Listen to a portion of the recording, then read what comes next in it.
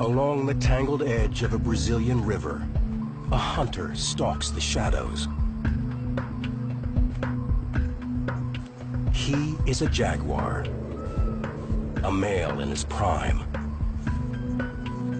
Those who know him call him Scarface, from a wound he earned clawing his way to supremacy. His territory crawls with monsters. Caimans, cousins of the crocodile, are waiting to grab almost anything that comes near the water. But it's Scarface they fear, because where the land ends, his hunting ground begins.